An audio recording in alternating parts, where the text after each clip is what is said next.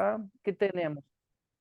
Nos dice que un caballo tira de una carroza de 210 kilogramos, nos dio la velocidad inicial de cero. Al Sí. transcurrir 12 segundos, recorrió 50 metros, bien, logrando una velocidad de 20 kilómetros por hora. Ahí la pregunta, ¿qué pide él? La potencia desarrollada en el dicho traslado. O sea, ahí, bueno, despreciar el rozamiento, eso para nosotros del Luba 21 no hace la diferencia, siempre vamos a Ah, despreciarlo. Pero ¿qué pasa? O sea, entonces tenemos acá, siempre que estamos con ejercicio de movimiento, la primera cosa importante es hacer un dibujo de lo que sería nuestro referencial. Ponele que acá vamos a considerar como un movimiento horizontal de la carroza, entonces, o sea, estamos en el eje X. Siempre vamos a tener una posición inicial X0, vamos a tener una velocidad inicial V0 y bueno, que acá nos dice, velocidad inicial cero, sí. ay, maravilla. Y dijo que recorrió 50 metros, o sea, entonces tendrá él una posición final, que voy a llamarla solamente de X. Yo voy a poner acá 50. La velocidad final serían 20 kilómetros por hora.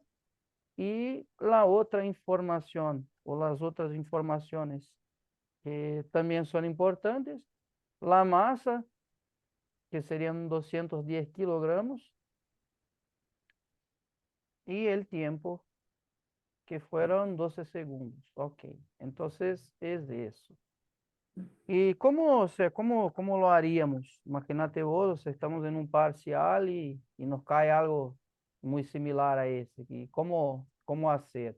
Bueno, a ver, primeramente, él nos pide para determinar la potencia.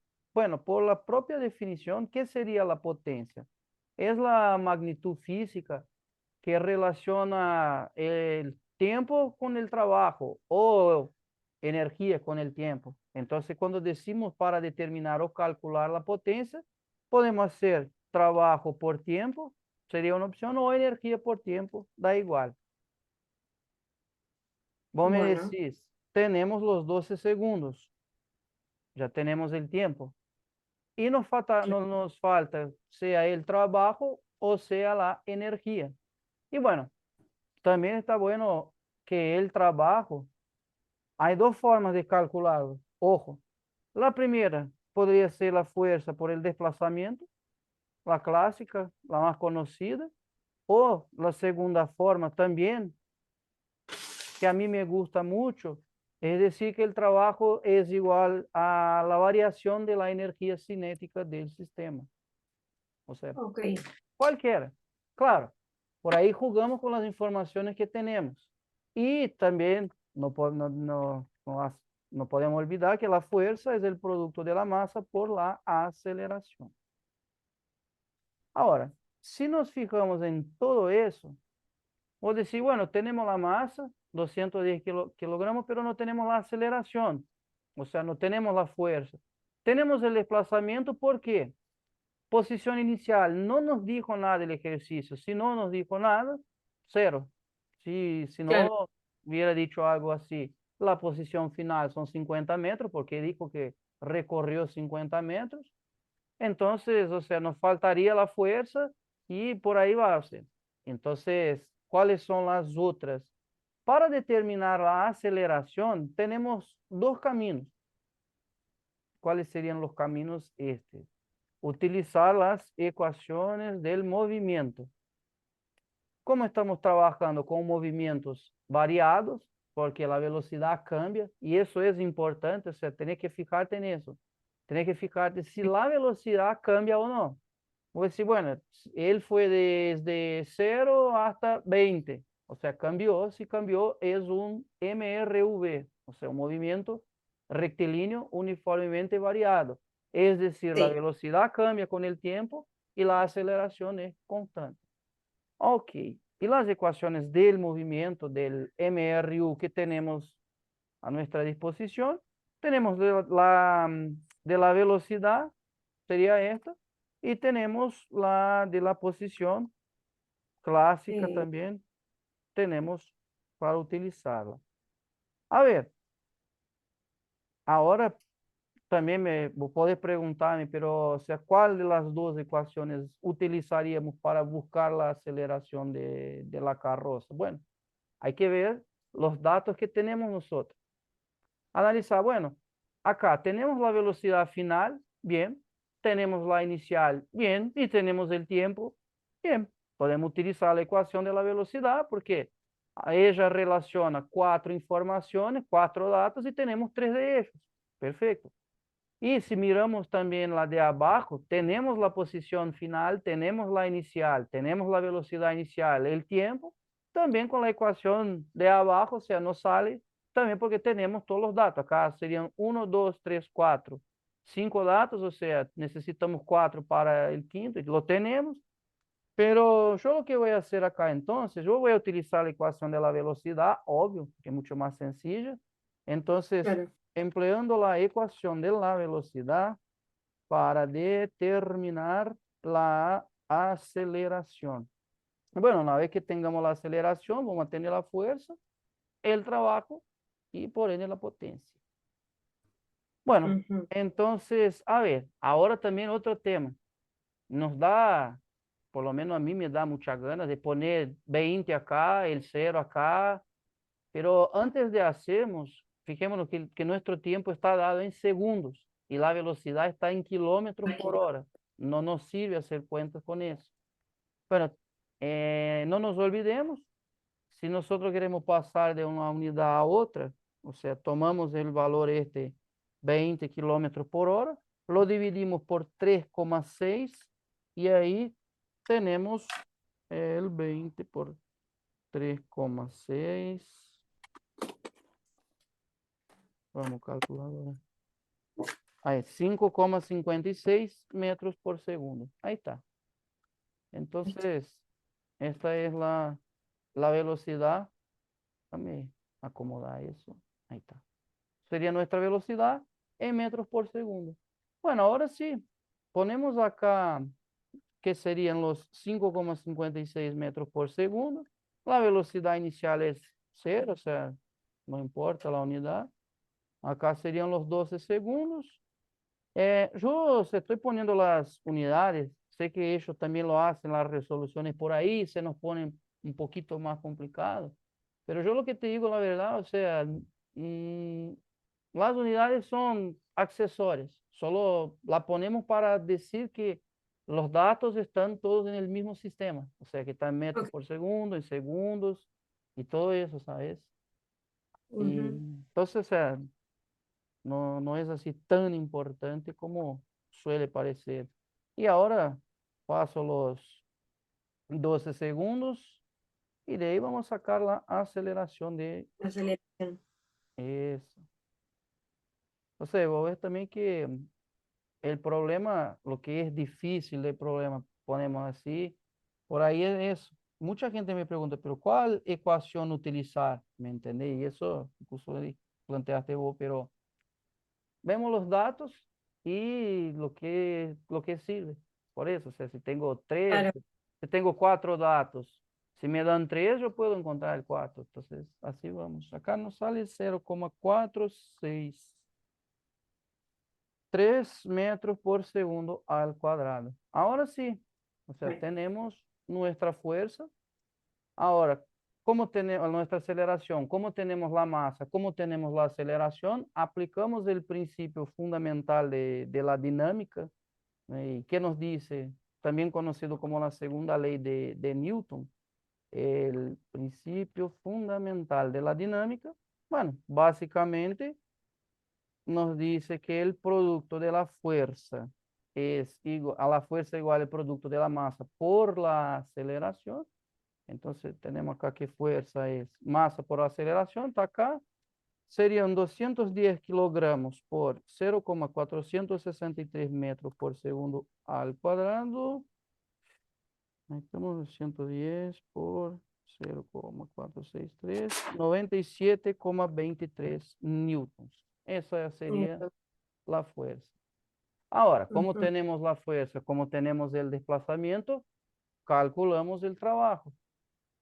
Entonces, yo veo ahora, como conocemos el valor de la fuerza y del desplazamiento, calculamos el trabajo. Ahora sabemos que trabajo es fuerza por desplazamiento, por eso, o sea, como ya tenemos estas informaciones, entonces yo voy a poner acá 97 por 20,23 newtons veces 50 metros, porque fue desde la posición inicial 0 hasta la posición final 50. Sí. 4861,5 y sería newton y metros, serían los joules. Ahí Uy, tenemos. Y ahora para terminar, la potencia, para finalizar, entonces la potencia desarrollada serían 4.861,5 joules en 12 segundos. Y haciendo la división esta nos saltará nos dará ahí el valor de la potencia en watts. en watts. Es por 12, 405,13. 405,13 watts. Ahí está. Esta sería la potencia desarrollada por la carroza. Bonito. Bueno, hay una otra forma, te comento. eh, por ahí vos viste que dimos un par de vueltas, o sea, buscamos la aceleración, después la fuerza, después el trabajo para terminar buscando la potencia. Em, por ahí hay un camino, un otro camino que a mí me gusta, que es aplicar el teorema de la energía cinética. ¿Por qué? O sea, ¿qué dice el teorema de la energía cinética? Él nos dice que el trabajo realizado es equivalente a la variación de la energía cinética. Es decir, sería la energía cinética final menos la energía cinética inicial. ¿Y cómo trabajamos con la energía cinética acá como siendo un medio de la masa por el cuadrado de la velocidad? Voy a ver, por ejemplo, si tenemos la masa, si tenemos las velocidades final e inicial, por ahí, por este teorema, encontramos el trabajo y listo. Potencia, trabajo por tiempo. Ah, ya, claro. Es ¿Viste? más fácil. Claro, entonces si vos tenés un problema que te preguntan que sea el trabajo o que sea la potencia, si vos tenés que calcularlo, te podés, o sea, tenés la idea. Si tengo la masa, si tengo las velocidades, listo, con el teorema de la energía cinética me sale. O sea, no hace falta determinar la aceleración ni tampoco la fuerza. Nos Voy a ahorra, terminar equivocando. sí, y nos ahorra mucho tiempo eso. Re, Por eso, o me lo voy sea, a anotar. vale la pena ir por él. A ver. Ah, igual, o sea, otra cosa importante, otra cosa que tenemos que comentar acá, son Sí. con respecto a las unidades, ¿sabes? Porque, por ejemplo, si estamos en el sistema MKS, que sería el sistema internacional de unidades, ahí podemos ver qué pasaría, por ejemplo. A ver, para revisar lo que es importante. Lo que es longitud, masa, tiempo, velocidad, aceleración, fuerza, trabajo y potencia. Essas son las magnitudes que trabajamos. Ah, por supuesto, cuando yo te digo trabajo, es lo mismo que decirte energía. Son sinónimos. Ok. ¿Cómo podemos hacer entonces? Acá podemos poner lo que serían las magnitudes de cada uno de esos. Entonces, por ejemplo, longitud, o sea, todo que es desplazamiento, todo eso. Metros, em, masa, kilogramos, tiempo, segundos, velocidad, metro por segundo, aceleración, metro por segundo al cuadrado, fuerza, newton, trabajo, joule y potencia, watts. Estos serían si nosotros estuviéramos trabajando con el sistema internacional. Ahora, si es el sistema centesimal, es otro sistema muy parecido. Acá tenemos centímetros, acá tenemos gramos, acá tenemos también segundos. Por Segundos. eso CGS, centímetro, gramos, segundos.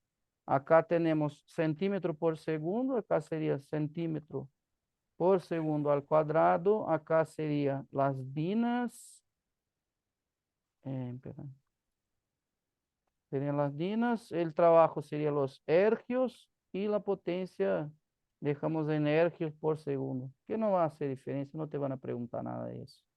Ahí está. Ujú. Este sería el resumen de las, o sea, hay que ver si los datos están acá en esta columna o si están en esta columna. Y ahí, Claro, si están ¿vale? en una columna hay que seguir en esa y listo. Yes. Buenísimo. Ahí está. Esas son las principales. Bueno. Este problema también, o sea, también por ahí aparece mucho, se cae mucho. Él nos dice que, bueno, nos dice que una pelota de fútbol es arrojada de modo que asciende verticalmente. Bueno, ya tenemos mucha información acá. A mí me gusta eso. Un espectador observa que la pelota tarda 6 segundos en alcanzar su altura máxima y él nos pide para determinar la altura que alcanza la pelota en metros. Bueno, siempre que estamos manejando con problemas de movimiento, lo que es importante siempre, hacer nuestro referencial.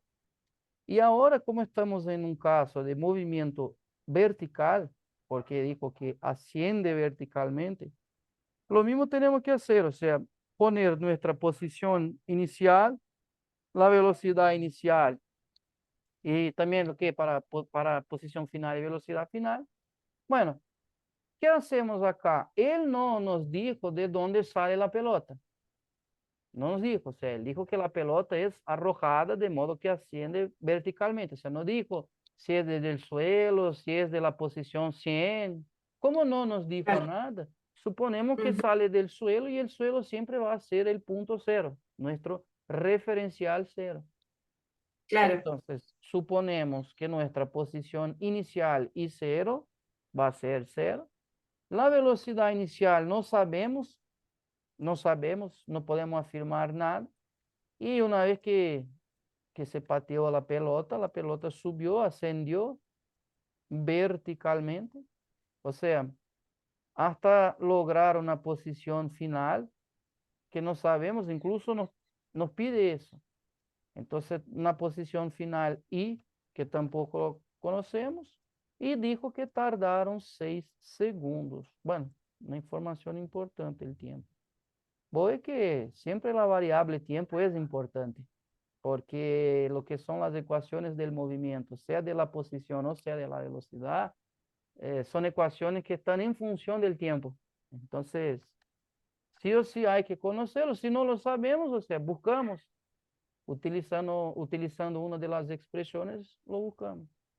Y una otra información que no tenemos puesta acá, pero que sí sabemos, es que siempre que estamos hablando de movimientos verticales, tenemos la aceleración de la gravedad. Sí. Y acá es Ok. un tema. ¿Por qué es un tema? Porque vamos a trabajar con la gravedad como siendo negativa.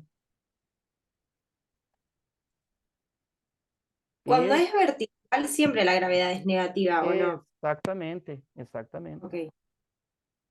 Ese es el tema. ¿Y por qué? Bueno, acá nuestro referencial, el eje Y, siempre apunta hacia arriba y la gravedad siempre apunta hacia abajo. O sea, como apuntan hacia sentidos distintos, la gravedad Sí. queda negativa. Ok. Entonces, con relación a este tema, no te preocupes. O sea, movimientos verticales, siempre vamos a estar utilizando la aceleración negativa.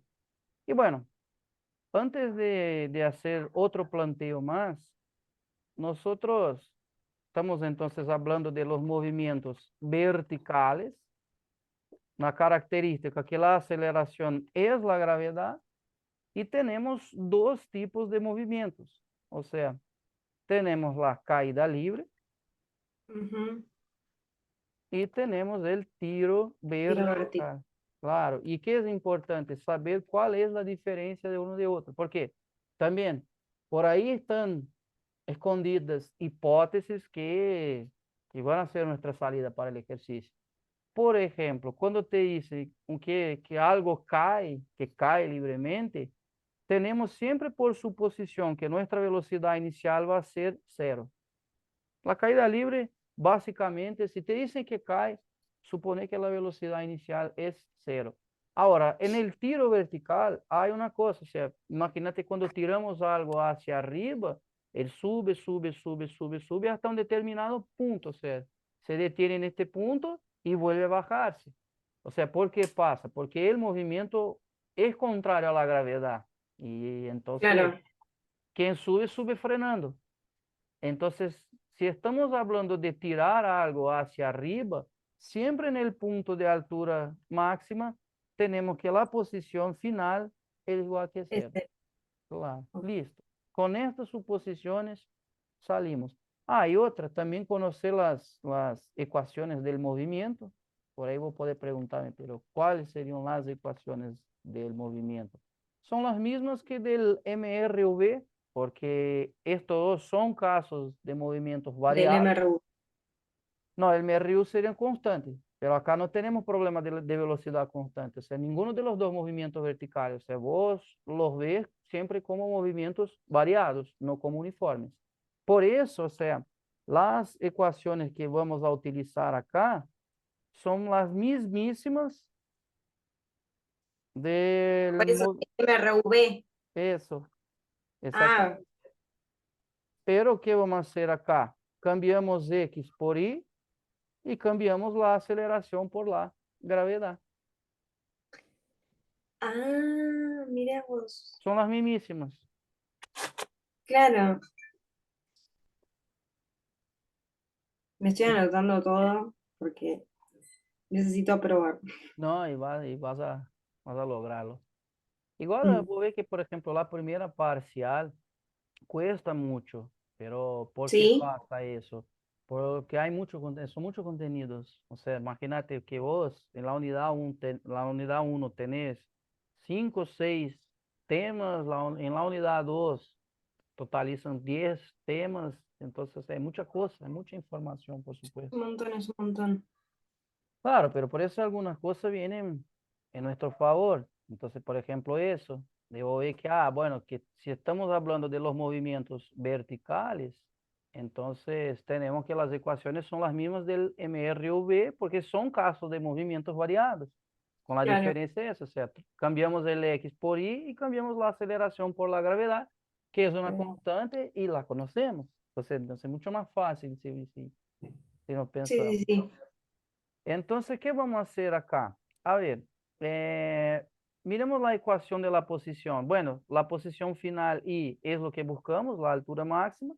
La inicial, cero, la tenemos. La velocidad inicial no la tenemos. Si fuera caída libre, si fuera al revés, sería cero.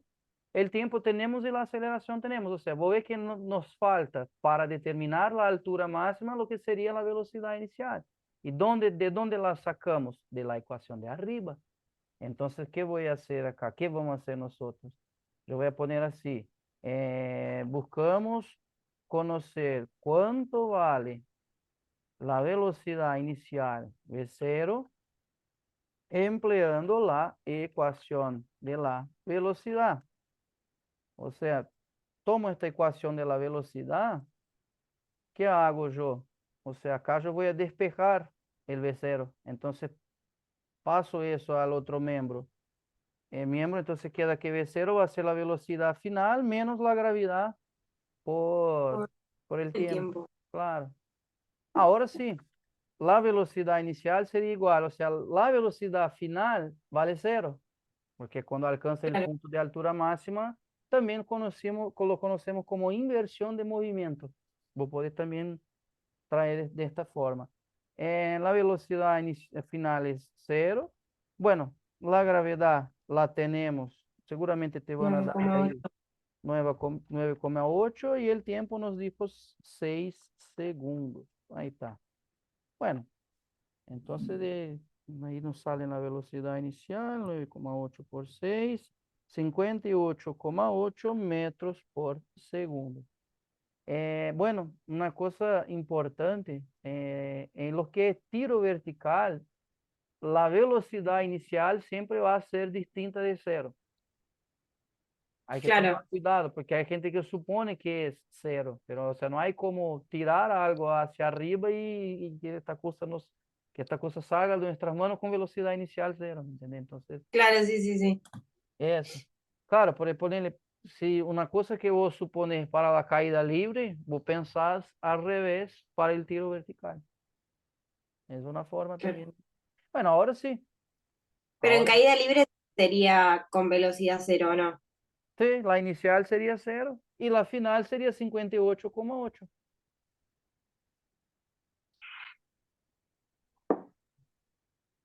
Empleando ahora la ecuación de la posición.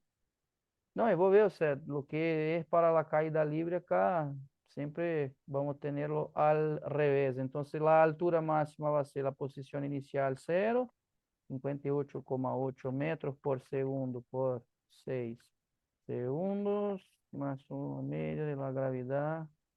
Bueno, 9,8 metros por segundo cuadrado por 6 segundos al Al cuadrado. cuadrado. Ahí está. Bueno, vamos tranquilito acá, sin hacer mucho quilombo. 58,8 por 6, 352,8 metros. Entonces, hacemos acá. Y ahora vamos a hacer ahí lo que queda. 0,5 por 9,8 por 6 al cuadrado. 176,4 metros. Bueno, ahora sí, sumando todo eso, 352,8 con 176,4 resulta 529,2 metros. Entonces esta sería la altura máxima.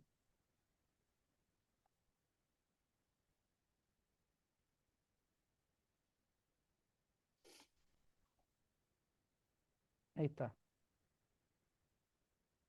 hecho. Ok. Se va a ver que, como yo ayer estaba diciendo estaba hablando con unos alumnos de eso, yo le dije, fíjense que generalmente, tratándose de ejercicio de movimiento, por ahí suelen utilizar las dos ecuaciones. O sea, utilizamos una para buscar algo y este algo ponemos en la otra ecuación. Más o menos es. Claro, Claro, estaría sí, buenísimo si nos dan todos los datos para una ecuación y nos vamos, pero no suele sí. pasar. Ujú. Y no. Mm, Este Te hago tema, una pregunta, ¿acá lo sumaste o lo restaste? espera, qué idiota, espera, qué idiota yo, qué imbécil, espera. Ok, 352,8, 176,2, gracias, claro, yo había sumado. Ahí está, ahora sí, Ahí, perfecto. Sí, ¿cuál es la interpretación física del tema? O sea, él sale desde el suelo con una velocidad de 58,8 metros por segundo, mientras sube, su velocidad disminuye hasta llegar acá, hasta llegar en la posición 176,2. Y después de eso, ¿qué pasa? O sea, ahí empieza lo que sería una caída libre. O sea, la pelota vuelve- sale de esta posición inicial, 176,2 metros, e empieza una caída. Y cuando llega acá en la posición final cero, su velocidad será 58,8 metros por segundo. Claro, eso porque estamos depreciando el rozamiento, pero físicamente es eso. O sea, una caída libre sería como la hermana del tiro vertical. sí. Bueno, Ahora sí. Otro tema. Bueno, nos dice, una ballena se encuentra sumergida en el mar y soporta una presión total de 2,48 atmósferas. Pregunta, determine a qué profundidad se encuentra la ballena. Y los Me datos, ¿ah? me recuesta este. Bueno, a ver, por qué hacemos acá? Un esquema, una cosita que representa la situación. Entonces tenemos acá nuestro mar, tenemos acá lo que sería nuestra ballena,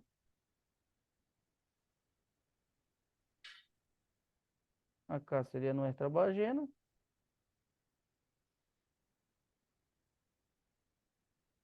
Pregunta, ¿a qué profundidad H se encuentra la ballena?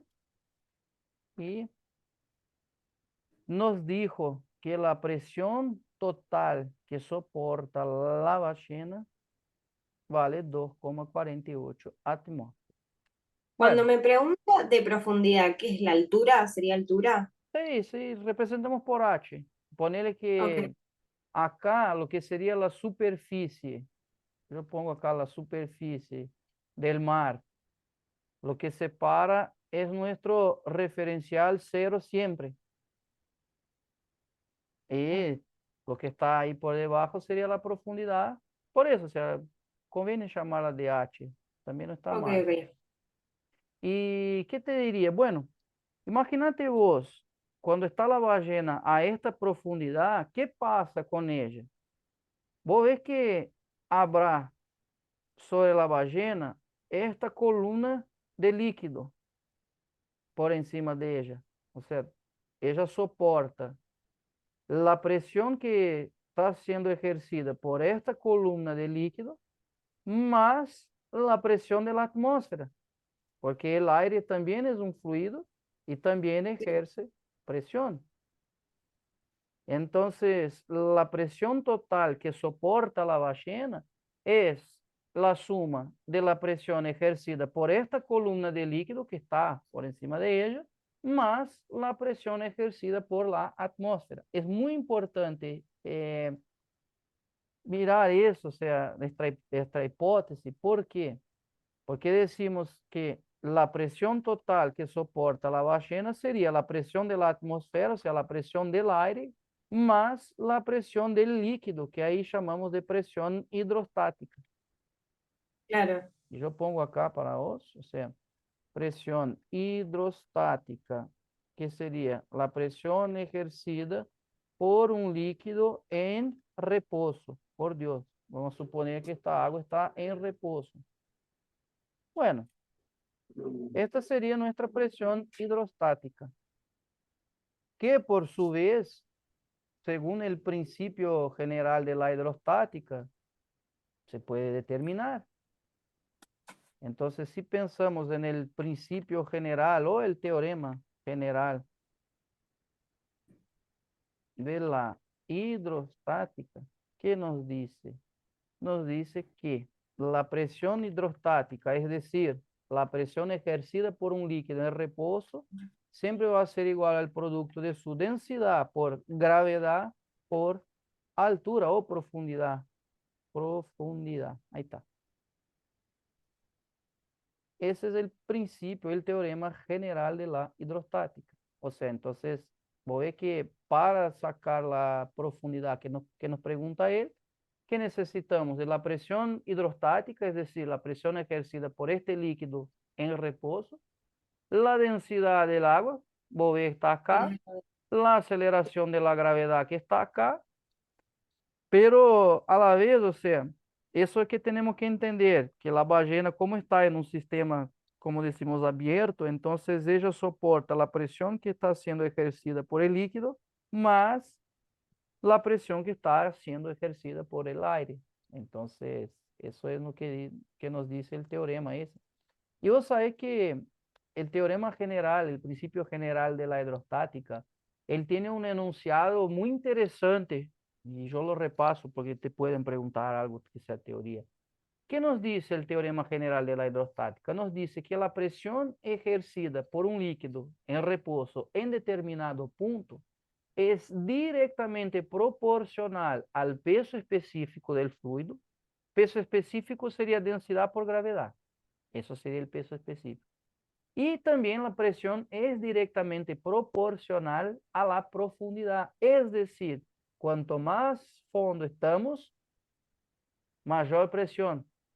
Claro, Entonces, si vos tenés un punto a ponerle 10 metros de profundidad y otro punto a 20 metros de profundidad, ¿qué podés decirme vos? Vos podés decirme, bueno, el punto que está a 20 metros de profundidad soporta una presión más grande que el punto que está a 10 metros de profundidad. ¿Por qué? Porque según el principio, el teorema general de la hidrostática, la presión hidrostática es directamente proporcional a estas dos cosas, al peso específico y la profundidad.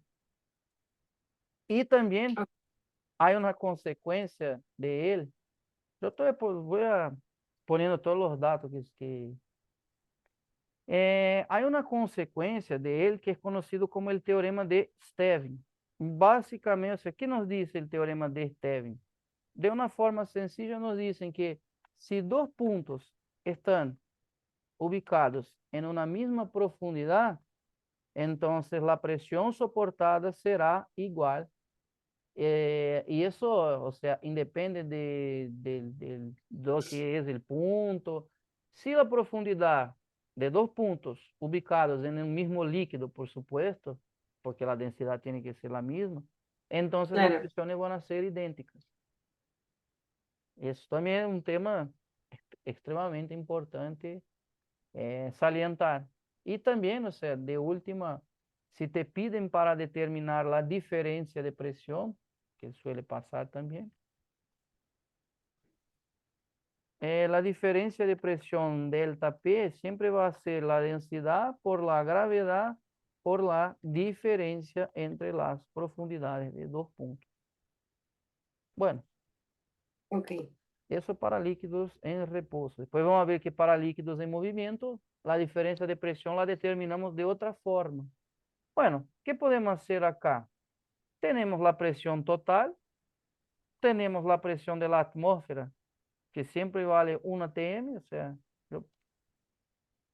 si no, él va a decir cuánto vale, y de eso sacamos la presión hidrostática, o sea, entonces, ¿cómo nos quedaría la presión hidrostática? Sería la presión total menos la atmosférica, entonces serían 2,48 atmósferas menos una atmósfera que totalizan 1,48 atmósferas. Ahí está. Entonces, ¿qué tenemos? ¿Cuál es la conclusión? O sea, de los 2,48 atmósferas soportadas por la ballena, 1,48 hace referencia a la presión ejercida por el líquido y una atmósfera hace referencia con la presión ejercida por el aire. por el aire. Claro. Ahora, ¿qué me va a decir vos? Bueno, tenemos la presión hidrostática, tenemos la densidad, tenemos la gravedad, chao. O sea, un abrazo, ya está. Pero Claro. antes de hacer, hay que tomar mucho cuidado, ¿sabes? Acá es el tema.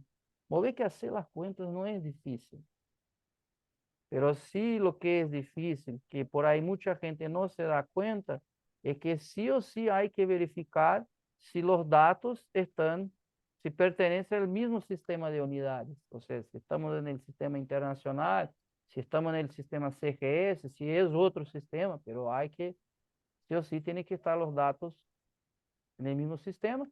Por ejemplo, acá, si yo voy a despejar la profundidad para poner las cosas más fáciles, entonces tenemos que es la presión hidrostática dividida por la densidad de gravedad.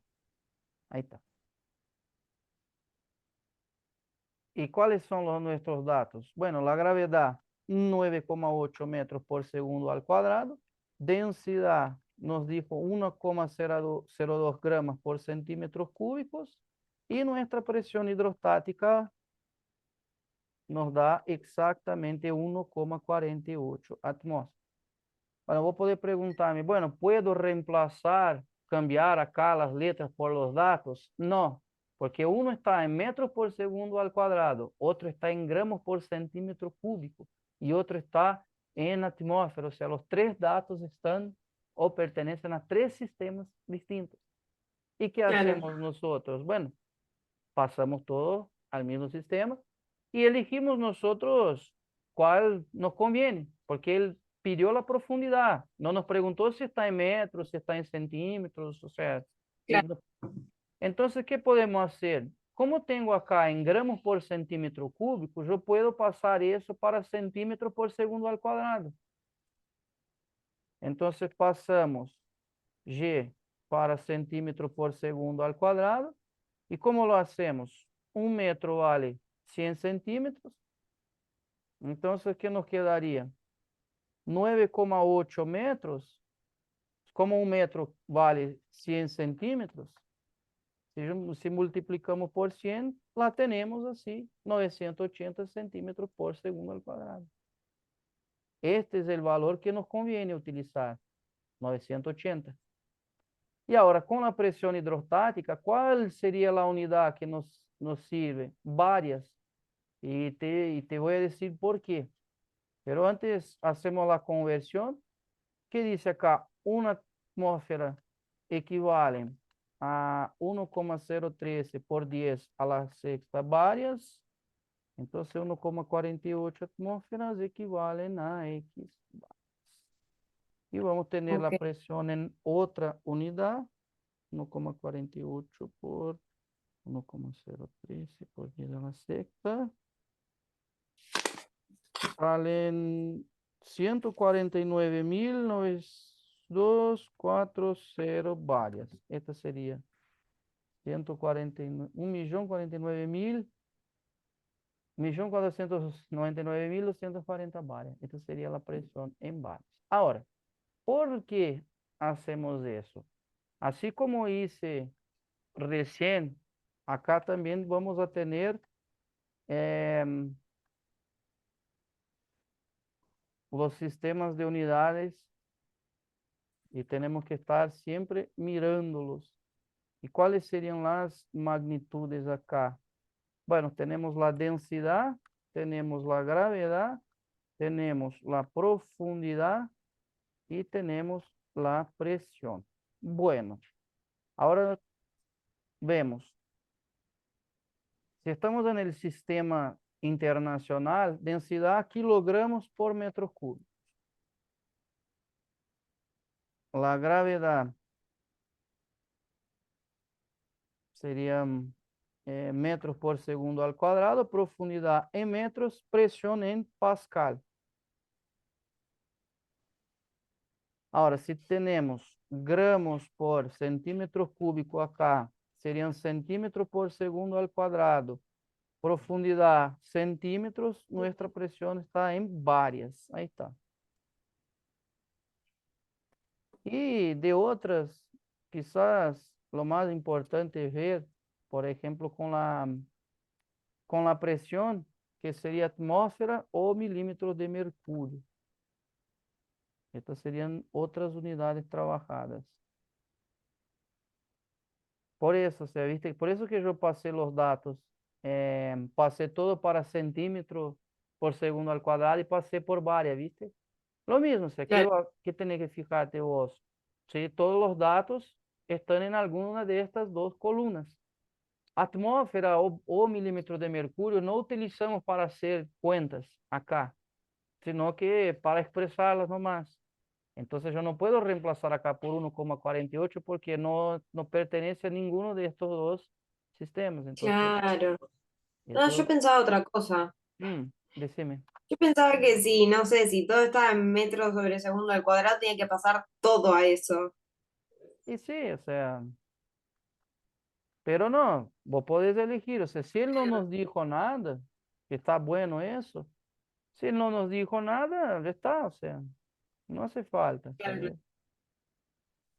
Pero por ahí sí nos dicen pasar, bueno, igual si nos piden para pasar en metros, no hay drama acá, porque al final vamos a tener nuestra respuesta, ¿me entendés? Y pasamos la respuesta final, porque como es profundidad, o puede nos salir en metros o pueden salir en centímetros, y vemos que nos piden después.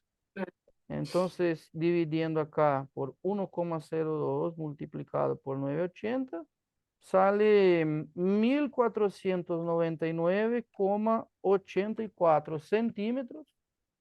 Esta sería la profundidad. O si vos querés pasar para metros, sería sería 14, sería 15 metros. 15 metros sería. Porque quedaría 14,9984 y Claro, con el redondeo se va a 15. Ahí está, 15 metros. eso sería. Sí, vos sabés que generalmente, o sea, cuando es que acá, viste que utilizamos la densidad del agua 1,02 gramos por centímetro cúbico, Sí. pero ponele que si la densidad del agua es 1, existe una regla práctica que a cada 10 metros sube una atmósfera la presión. Ah, mira. Ujú. Entonces el promedio a cada 10 metros sube una atmósfera. Y bueno, si vos pensás, si él tuviera acá, si la ballena estuviera acá en la superficie, la presión sería de una atmósfera. Si ella baja 10 metros hacia el fondo, la presión sería de 2 atmósferas. O sea, y si ella baja 5 metros más, serían 2,50 atmósferas. O sea, vos ves que a cada 10 metros es una atmósfera que agregamos a la presión de la ballena. Claro, Pero eso, o sea, solamente lo que digo que sí es complicado, que hay que estar mirando sí para las unidades, o sea, hay que poner todas en el mismo sistema, no importa. Después si te voy a la me pide, no sé, en metros, bueno, la pongo en metros, si no, hacerlo como queda más tranquilo para vos. claro. Buenísimo. Otro tema también por ahí cae, suele caer, suele aparecer, siempre es un cuadrimestre sí y un cuadrimestre no, que es el tema de la prensa hidráulica. Nos dice acá, en una prensa hidráulica se aplica sobre una sección de 1 por 10 a la cuarta decímetros cuadrados una fuerza de 9 newton. Bueno, pregunta cuál es el valor de la fuerza que se generará sobre una sección 3 veces menor. Mira vos, acá no es tan complicado porque nos dicen prensa hidráulica. Cuando nos hablan de eso, cuando te dicen, cuando nos hablan de prensa hidráulica, no podemos olvidarnos del principio de Pascal. ¿Y qué dice el principio de Pascal? A ver, él nos dice de cierta forma que cuando ejercemos una presión en un determinado líquido incompresible, esta presión se transmite total e integralmente por todos los puntos del fluido. Y es un principio, ponerle que tiene muchas aplicaciones prácticas. Todo lo que tiene la palabra hidráulica es el freno hidráulico, el ascensor hidráulico, todo lo que es hidráulico tiene que ver con el principio de Pascal. Y eso sería más o menos el dibujito de una prensa hidráulica. A ver, acá tenemos esto, lo que serían nuestros émbolos. Entonces siempre vamos a tener un émbolo menor, vamos a tener un émbolo mayor, son nuestros émbolos. Cada uno de ellos tiene su superficie, entonces el émbolo menor tiene una superficie SA, mientras que el émbolo más grande tiene una superficie SB. ¿Y qué pasa acá? O sea, aplicamos una fuerza F, voy a llamarla de FB acá, y nos dijo ahí que son 9 newtons, porque se aplica sobre una sección de eso, y pregunta cuál es el valor de la fuerza que se genera sobre esta superficie. O sea, y eso es lo, la cosa buena de la prensa hidráulica, ¿sabes? O sea, ponerle que acá nosotros tenemos un fluido acá, incompresible. Si ejercemos una presión sobre este émbolo, ¿qué va a hacer? ¿Qué va a pasar? La presión se transmite por todos los puntos del fluido y va a generar una fuerza acá. ¿Viste lo que pasa con la jeringa, por ejemplo? Eso involucra el principio de Pascal. Y lo mismo, por ejemplo, cuando estamos frenando un auto, es lo mismo. O sea, pisamos en el freno, ¿qué estamos haciendo? Fuerza por área es presión, y esta presión se transmite por el fluido de freno y, bueno, va a generar una presión allá donde se lleva la pastilla hacia el disco de frenada. Entonces, eso es una aplicación práctica del principio de Pascal. Entonces, bueno, entonces tenemos que, si la prensa hidráulica tiene un fluido incompresible, que nos falta mucho para definir mejor que sería un fluido incompresible, entonces podemos decir tranquilamente que la presión en A va a ser igual que la presión en B. Y como la física nos dice que presión es fuerza por superficie, fuerza por área, entonces si reemplazamos esto y aplicamos a cada uno de los émbolos, nos quedaría entonces fuerza A por área A, fuerza B por superficie B. Este sería, o sea, nos quedaría, déjame poner un poquito mejor acá, ahí nos quedaría así, aplicando el principio de Pascal. Y bueno, ¿qué hacemos? ¿Qué tenemos que hacer ahora? Tenemos que ver los datos que tenemos y reemplazar acá y hacer cuentitas. Nada más que eso. Bueno, él dijo que existe una relación entre las superficies. Él dijo que acá es un tercio de esta, o que esa es 3 veces más grande que esa.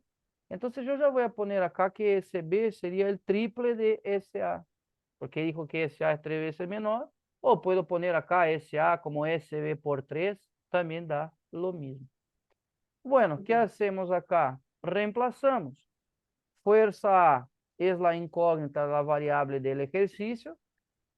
Superficie A no la sabemos, dejamos tal cual. La fuerza B, 9 newtons. Y esta sería 1 por 10 a la cuarta decímetros cuadrados. Ah, pero a ver, mejor, no hace falta. Yo voy a poner 3SA acá. No hace falta. Bueno, igual de cierta forma sí podemos calcular, pero no hace falta. ¿Por qué? ¿Qué hacemos acá? Superficie A con superficie A, chao. Se van, se cancelan acá. Entonces quedaría que FA, que la fuerza generada en el émbolo menor, va a ser igual a 9 newtons, la fuerza aplicada en el émbolo mayor, dividido por 3. 9 por 3, 3 newtons, tal cual.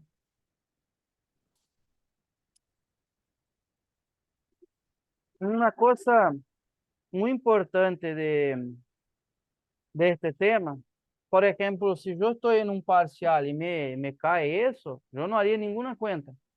¿Por qué? Según el principio de Pascal, tenemos que la fuerza es proporcional a la superficie.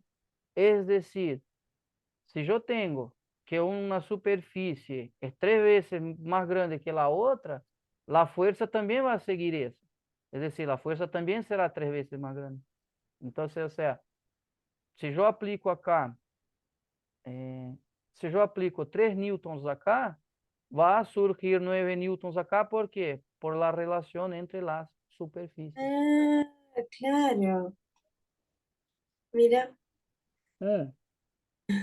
Por eso, o sea, yo en el examen veo, si la sección es 3 veces menor, la fuerza será 3 veces menor. Listo. 3 newtons, me voy. Ah, Ahora, ojo con una cosa. ¿Qué hacen ellos para confundirnos? Por ahí no nos dicen las relaciones entre las secciones, sino que nos dicen las relaciones entre los rayos. Porque lo que tenemos acá, como son áreas circulares, como son superficies circulares, ¿qué tenemos para el círculo? Que la superficie siempre va a ser igual al pi, nuestro pi 3,14 por el radio al cuadrado. Entonces, si en un problema, si te dan la relación entre los radios, ojo, o sea, porque no va a seguir la relación lineal, es decir, bueno, si el rayo B es 3 veces más grande que el rayo A, entonces la fuerza en B será 3 veces más grande. No, ojo, porque cuando estamos hablando de radio tenemos esta relación. O sea, ¿qué podríamos pensar acá? Podríamos cambiar, por ejemplo, suponemos que acá no nos dan las secciones, sino que los radios. Entonces, ¿qué hacemos acá? Nos queda esta relación, o sea, nos queda esta relación que por ahí nos dice mucho. Entonces, si tenemos lo que son los radios, acá trabajamos con esta. Así tal cual no nos dan, o sea, así como trabajamos. Y ojo, porque por ejemplo, si el radio B fuera 3 veces el radio de A, entonces la fuerza serían ¿cuánto? Serían 9 veces. ¿Por qué? Porque estamos trabajando con una relación cuadrática. Claro, Ojo con eso. Porque suele sí, sí, pasar sí. también. Por ahí suelen darte las relaciones entre los radios y no las relaciones entre las secciones. Y yo también otra cosa importante, usted va a ponerle, él dio acá que sería SB y vos dividís por 3 y tenés ese A y reemplazarlos. También, o sea, otro tema, cuando reemplazamos acá las superficies o los radios, no hace falta pasarlos, por ejemplo, para el sistema internacional o el CGS, no hace falta. Lo único sí que sí es importante es que los dos tengan el mismo sistema de unidades. ¿Por qué? Porque viste que cortamos acá. Entonces, si te dan, por ejemplo, radios en centímetros, si te dan en decámetros, en decímetros, no hace falta. O sea, lo importante es que estén todos en el mismo sistema. ¿Por qué? Porque Al se mismo tiempo. corta. Sí, sí, sí, ok. Sí, porque, por ejemplo, hay gente que me pregunta, pero, profe, yo no tengo que pasar eso a metros cuadrados. Nossa, es un quilombazo, ¿me entendés? No hace falta, Claro. porque las unidades se cortan, se cancelan. Bueno, Claro. buenísimo. Esto siempre cae por ahí. Está buenísimo. Es un buen tema, un clásico del UA21. Es un clásico.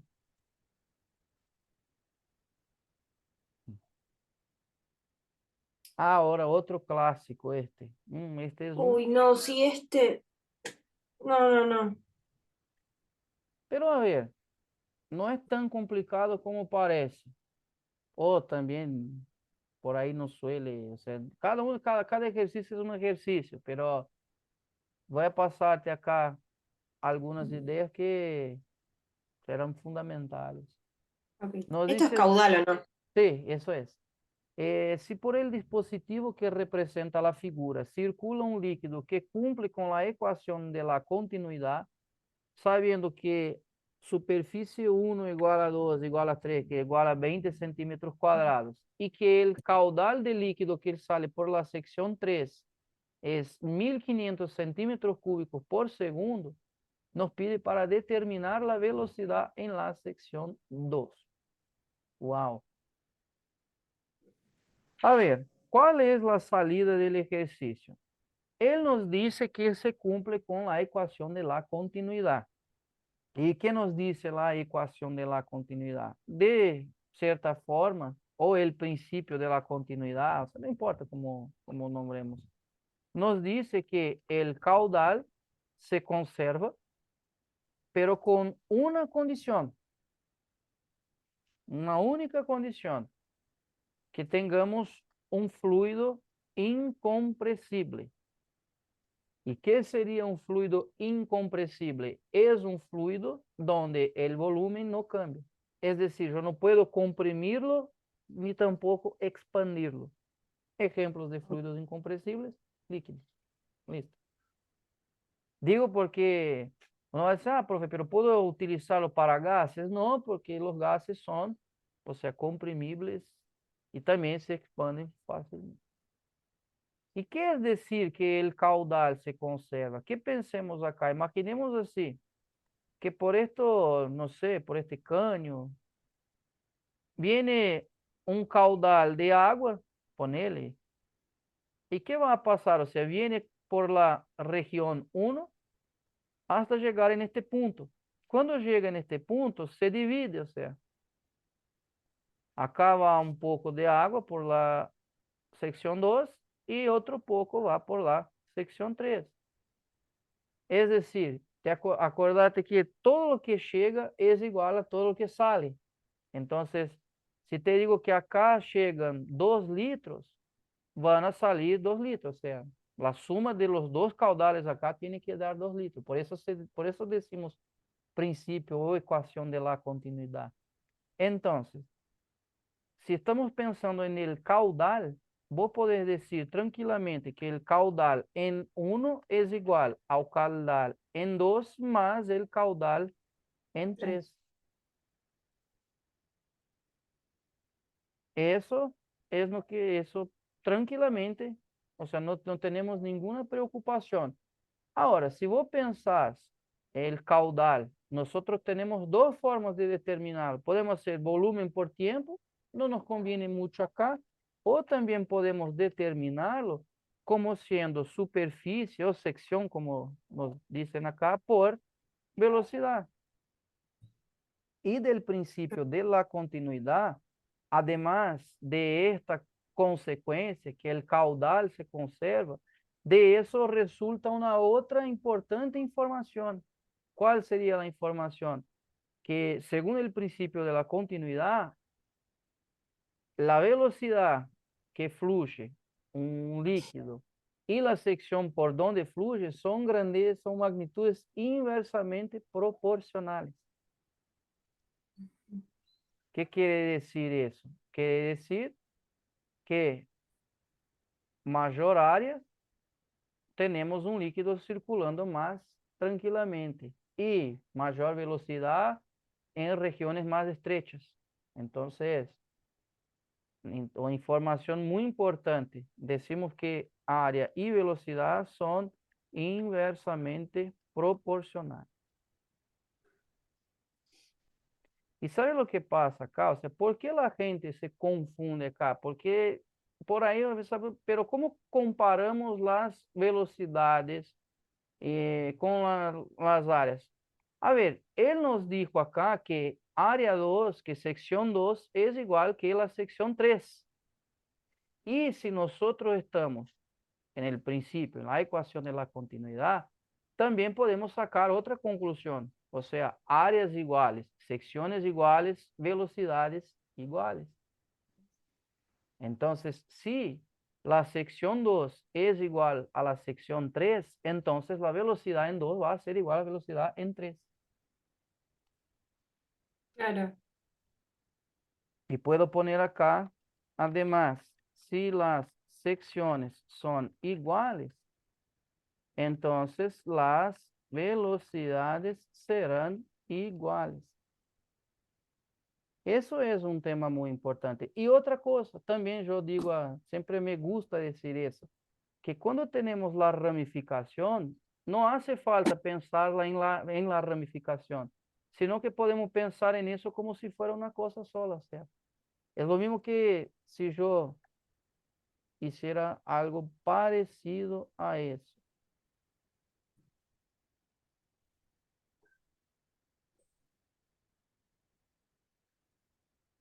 Porque acá que tenemos una sección. Él nos dijo que acá tenemos una sección de 20 centímetros cuadrados. Y si estamos viendo como siendo una cosa, entonces tenemos acá lo que sería de 2, serían 20 centímetros cuadrados. Y acá también, que sería de 3, también 20 centímetros cuadrados. O sea, ¿qué tenemos acá? 40 centímetros cuadrados.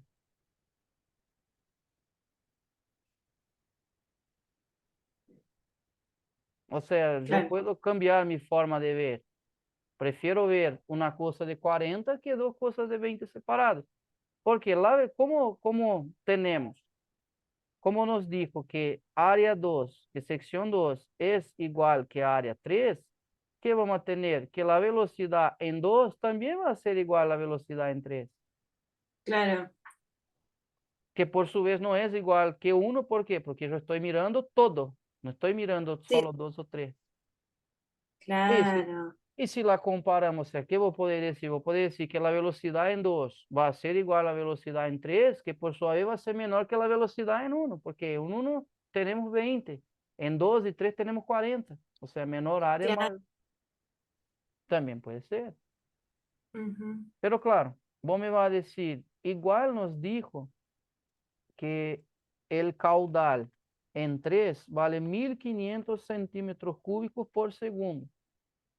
¿De qué nos sirve esta información? Bueno, podemos aplicar acá, porque ¿cómo determinaríamos el caudal 3? Sería área 3 por velocidad 3, que ya sabemos que es igual que la velocidad en 2. Entonces, la velocidad en 3 sería el caudal, los 1500 centímetros cúbicos por segundo, dividido por los 20 centímetros cuadrados. Y de ahí nos va a salir entonces la velocidad en 3, que es igual que la velocidad en 2. Claro, lo que conviene en realidad es hacer todo del 3, no del 2. Y con Eso, eso, sabiendo lo del 3, tenemos lo del 2. exactamente. Muy bien. Ok. Entonces, haciendo acá, vamos a tener 75 centímetros por segundo. Listo. Y decimos, ¿por qué no? Como V2 es igual que V3, entonces V2 va a ser 75 centímetros por segundo. Ah, claro, vou poder também decirme, si las secciones son iguales de 2 y 3, y si las velocidades también son iguales, porque si las secciones son iguales, las velocidades van a ser iguales, los caudales también van a ser iguales. O sea, el caudal en 2 también sería, también es 1500 centímetros cúbicos por segundo. Incluso si vos pensás, sumando los dos, tenemos del 1. ¿Serían cuánto? 3000 centímetros cúbicos por segundo. Como tenemos de la superficie 1, determinamos la velocidad en 1, que por supuesto va a ser la mitad. ¿Por qué? Porque la superficie del 1, a ver, la superficie 2, 3 es el doble con respecto a la 1. Entonces la Ah, velocidad bueno, en 2, 3 va a ser la mitad de lo que sería en 1. claro, ok. Y bueno, podemos hacer aquí rapidito. Entonces el caudal 1 va a ser, solo para practicar, porque podrían preguntar eso, ¿por qué no? Eh, entonces en 1 serían 3000 centímetros por segundo. Entonces, si aplicamos la relación, va a ser entonces los 3500 centímetros cúbicos por segundo dividido por los 20 centímetros cuadrados,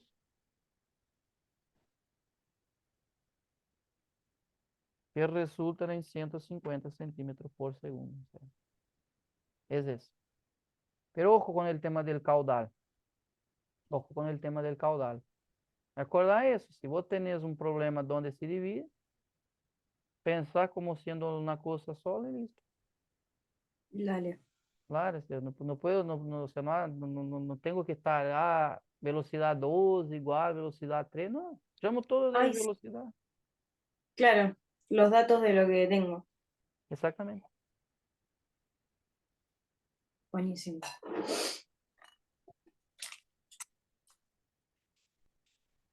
Este, marque con una X la alternativa correcta. Letra A. La expresión de Bernoulli se puede usar en fluidos ideales o reales mientras sean incompresibles. A ver. Repasando acá. ¿Qué sería el teorema de Bernoulli o la expresión de Bernoulli? Es un teorema aplicado a fluidos ideales, la primera condición, que sean fluidos ideales. Y este tema, de cierta forma, trata de algo que conocemos como la conservación de la energía. Es decir, según el teorema de Bernoulli, para todo fluido ideal en movimiento, la energía total del sistema siempre se conserva. ¿Cómo sería más o menos así? Imagínate que estoy haciendo un dibujito acá, más o menos. Ah, es el del tubo, sí. Eso. Entonces, ¿qué tenemos acá? Un sistema, o sea, un tubo.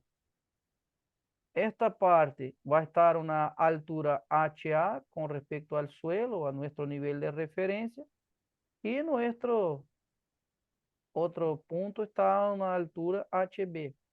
Entonces, ¿qué imaginas vos?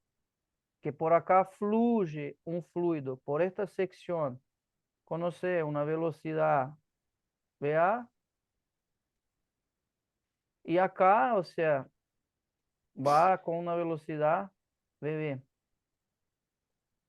¿Y qué pasa, por ejemplo? Si pensamos en el teorema de Bernoulli, si tenemos un fluido en movimiento, tenemos asociado a él una energía cinética. Entonces, por ejemplo, la energía cinética en A sería igual a un medio de la densidad por la velocidad de A al cuadrado. Ojo que cuando estamos trabajando con fluidos, no utilizamos masa, sino que densidad. Oíste que hace Ah, eso te poco, iba a preguntar. eso te dije Claro, hace poco, que la energía cinética es un medio de la masa por la velocidad al cuadrado, pero como estamos trabajando con fluidos, vamos a trabajar con la densidad siempre. Y ok, supone que ok. ello es constante. Y también tenemos una energía potencial gravitatoria, que sería justamente la densidad, gravedad por altura. Esto sería en esta zona. Y en esta otra zona, o sea, si cambia la velocidad, cambia la energía cinética. Entonces, en B sería 1 medio de la densidad por la velocidad de B al cuadrado, mientras que la energía potencial gravitatoria sería la densidad por la gravedad por altura B. ¿Y qué nos dice entonces el principio de Bernoulli o el teorema de Bernoulli? Él nos dice o sea, que para todo fluido ideal en movimiento, su energía total se conserva, entonces la energía total en A va a ser igual a la energía total en B. ¿Y qué sería la energía total? Sería la suma de la cinética con la potencial. Es Es la decir, mecánica. exactamente, la mecánica. Entonces, hacemos eso. Pero, hasta acá estamos bien. Pero para poner un fluido en movimiento, hay que ejercerle una presión. Entonces, ¿qué sería que llamamos nosotros de energía de flujo? Entonces, vamos a tener una presión acá y vamos a tener otra presión acá. Entonces, yo agrego a la expresión de la energía total lo que serían estas presiones porque están relacionadas justamente con la energía necesaria para mover el fluido. Entonces tengo que, sí o sí, ponerlas. Y eso sería el principio de Bernoulli en su forma matemática, poner así. Por eso, o sea, por ahí vos ves una expresión gigantesca, ¿no? Pero de cierta forma yo la mantengo así y veo, por ejemplo, lo que suele pasar.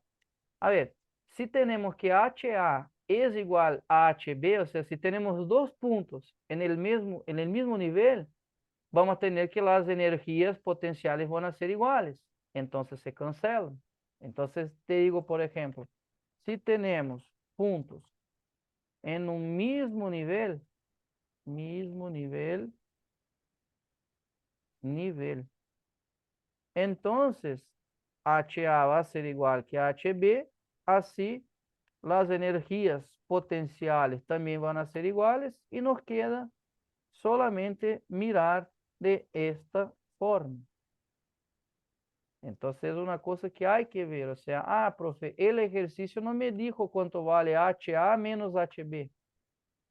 O no dijo cuánto vale H. Si no nos dijo nada, suponemos que están en un mismo nivel y sacamos Claro. afuera lo que serían las potenciales gravitatorias. Entonces queda mucho más fácil. Entonces, Es fácil, porque acá me dieron algo que es imposible memorizar, la verdad.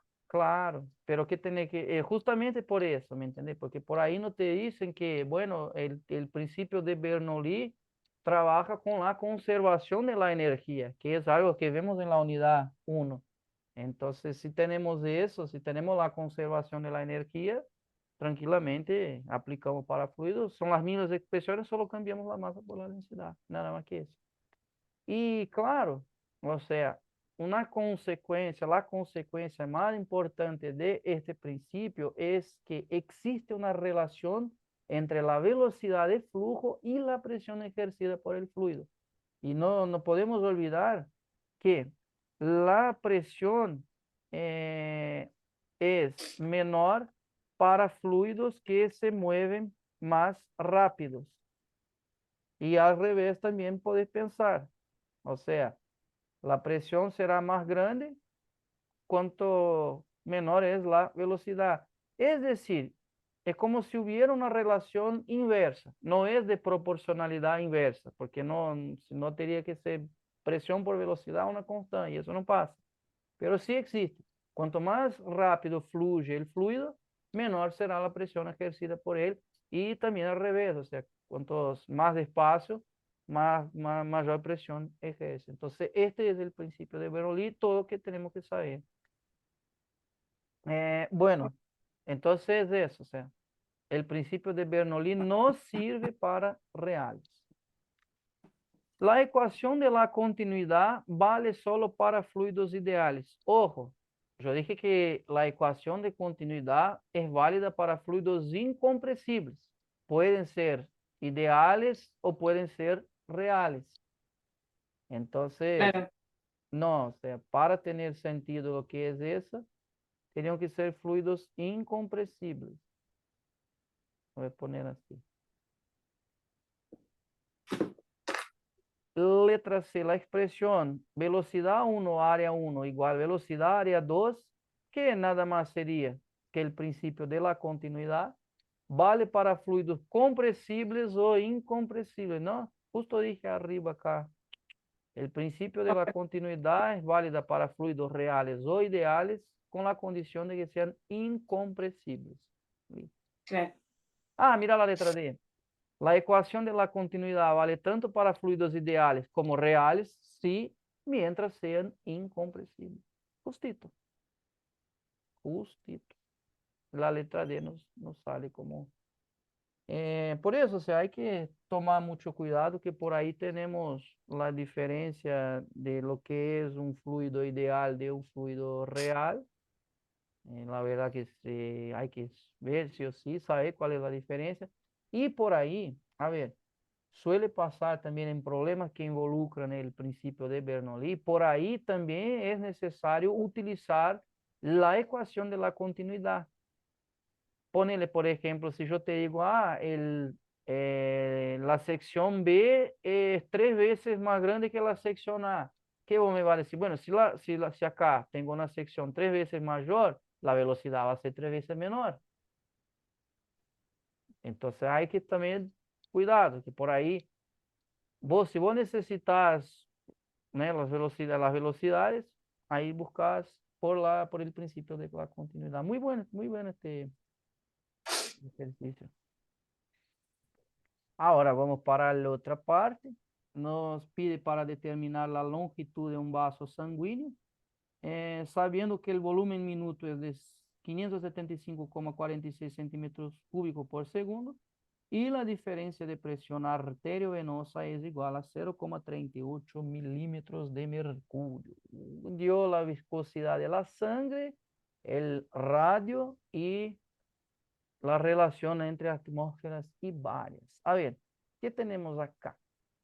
Acá tenemos un problema muy conocido que sería los fluidos reales. ¿Qué es un fluido real o cuál es la diferencia de él para el fluido ideal? A ver, viste que recién hablamos del principio, de la ecuación, del teorema de Bernoulli. Y la Sí, cosa sí, sí. más importante que yo dije que es un principio que se trata de la conservación de la energía para fluidos ideales. Es decir, un fluido es ideal cuando la energía se conserva, es decir, se mantiene constante. Ahora, los fluidos reales van a presentar una propiedad que es conocida como viscosidad, que los ideales no tienen viscosidad. ¿Y qué sería la viscosidad? Es un tipo, es una magnitud que está relacionada con las fuerzas de fricción entre las capas del fluido que fluyen y también el fluido con el vaso, con el caño que sea. Entonces, esta es la diferencia. Así que, si estamos hablando de un fluido real, él presenta viscosidad y tenemos que relacionar siempre con la ley de Poiseuille.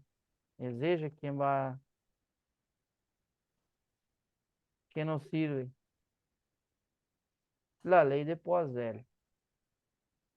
Ay, Y bancame que llegó mi papá y mi perra se va a volver loca. dale, dale, La voy a llevar. dale. La física. ¿Y qué hizo el señor Poiseuille? O sea, él vio eso, que existe esa relación, pero él quiso ver cuáles eran o cuáles son las variables que influyen en la resistencia hidrodinámica, es decir, cuando se produce más, cuando se produce menos resistencia hidrodinámica. ¿Y Claro. cuál es la conclusión que llegó él? Que existen básicamente tres variables que afectan. Entonces, la primera variable es la longitud del caño, del vaso sanguíneo. Según Jean-Marie Poiseuille, la resistencia hidrodinámica es directamente proporcional a la longitud. Es decir, cuanto mayor camino implica en mayor resistencia. El camino más largo es más difícil que el camino más corto, ¿no? Y eso se aplica. Y al revés también, vos podés decir, bueno, menor longitud implica en menor resistencia. Resistencia. Después, descubrió él que otra variable que influye es la viscosidad.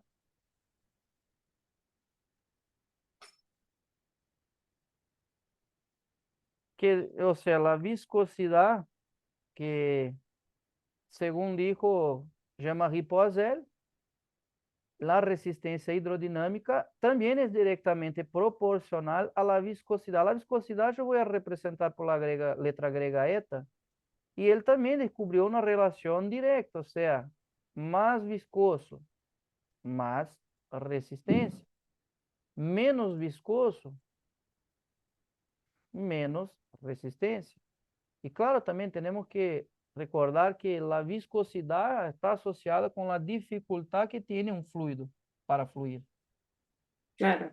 Cuanto más viscoso, más lenta, más despacio fluye. Cuanto menor la viscosidad, más rápidamente fluye.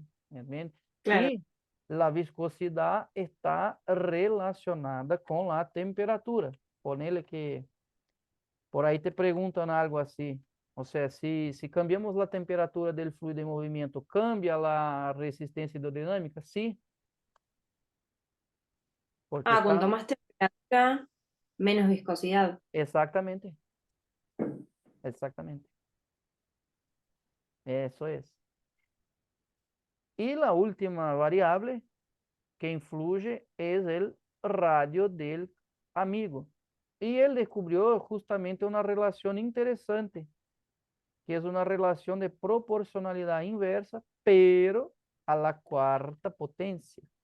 Entonces, según la ley de Poiseuille, cuanto menor es el, el radio a la cuarta, implica en una grande resistencia hidrodinámica. Eso pasa, por ejemplo, cuando tenemos una dieta rica en grasas, las grasas insaturadas se pegan a las paredes de los vasos sanguíneos y reducen el radio. Entonces, se aumenta la resistencia hidrodinámica y eso hace con que el corazón trabaje más, gaste más energía. Y eso lleva, por ejemplo, puede llevar a N problemas. Entonces hay que tomar mucho cuidado, o sea, el rayo influye, pero a la cuarta potencia. Por ejemplo, si reducimos a la mitad el radio, la resistencia aumenta 16 veces, siempre a la cuarta. Entonces, ¿qué hizo Jean-Marie Poiseuille? Entonces, según estas relaciones, él descubrió también que la resistencia hidrodinámica puede ser determinada como siendo 8 veces la viscosidad por la longitud dividido por pi r a la cuarta. Ahí está. Ahí está. Y bueno, ¿qué podemos hacer acá? Igualamos. A mí me gusta igualarlas porque, viste que hasta ahora ni toqué en los datos. Ahora vamos a verlo. Y vamos a ver qué busca el ejercicio. Pero, o sea, comparándolas, igualándolas, así tenemos nuestro problema. Ahora vamos a ver los datos. Bueno, nos dijo que el volumen minuto sería nuestro caudal, volumen minuto. Es lo mismo que el caudal, que vale 575,46 centímetros cúbicos por segundo. La diferencia de presión dijo que vale 0,38 milímetros de mercurio. La viscosidad de la sangre, 0,04 poas. El radio, 1,1 centímetros. Y bueno, nos pide la longitud, tal cual. A ver, ¿qué podemos hacer acá? ¿Cómo buscamos la longitud? Multiplicamos así y despejamos la longitud acá, queda mucho más fácil. Entonces queda diferencia de presión pi r a cuarta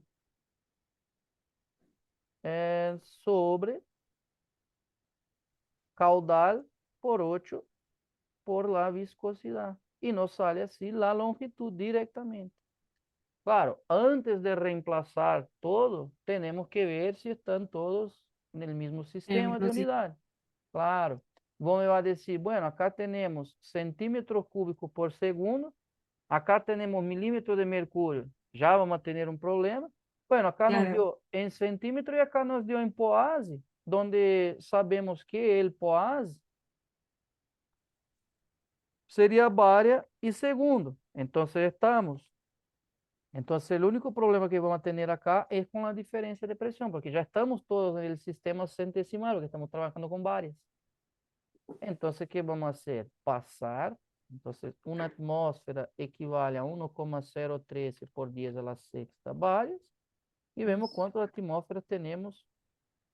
Ah, pero el dio milímetros de mercurio, que equivalen a 760 milímetros de mercurio. Es lo mismo. ¿Sí?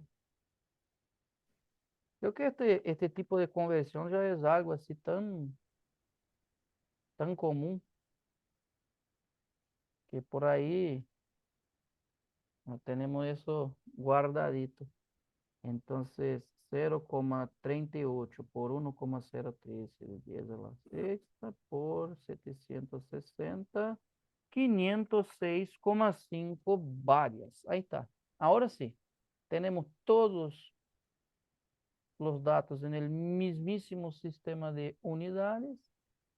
Entonces, la longitud va a ser 506,5 varias. Yo no voy a poner las unidades acá porque nos salta todo en centímetros, entonces ya estamos. El pi 3,14, el radio 1,1 a la cuarta,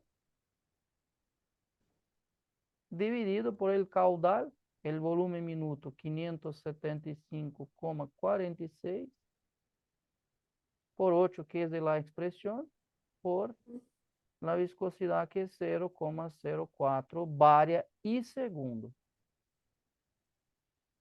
Varia y segundo. Entonces, A ver, 506,5 por 3,14 por 1,1 a la cuarta. Todo eso dividido por 575,46 por 8 por 0,04 sale 12,64 centímetros. Esta es la longitud. Ok, Ahí está. Estamos yendo bien, ¿no?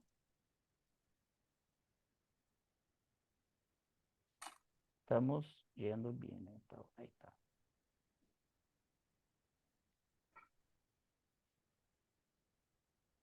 A ver. Él pide para calcular la constante K de Henry para el gas B. Si en un recipiente hay una mezcla de gases A y B y la presión ejercida por A es de 1,2 atmósferas y su fracción molar 0,48. A ver, tenemos acá, y nos dio la concentración molar de B, tenemos acá un clásico problema donde, o sea, involucran dos leyes muy conocidas para los gases. Entonces, por ejemplo, como tenemos dos gases, tenemos una mezcla de gases que son válidas las condiciones de la ley de Dalton. ¿Y qué nos dice la ley de Dalton? Va a decir dos cosas.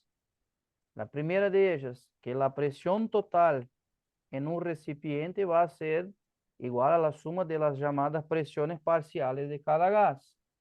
Y también ujú, nos dice que la presión parcial ejercida por cada gas es igual a la fracción molar por la presión total.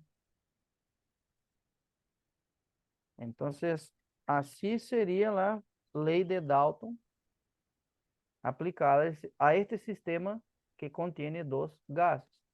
Bueno, ¿qué es la fracción molar? Recordar que la fracción molar es una forma como el porcentaje, por 100. sí, Pero la diferencia es que acá utilizamos decimales.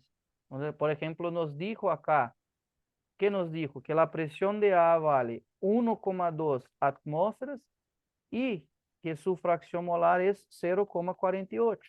¿Y cómo interpretamos eso? Interpretamos que la fracción molar ser 0,48 significa que 48% de los moles del sistema son referentes al gas A.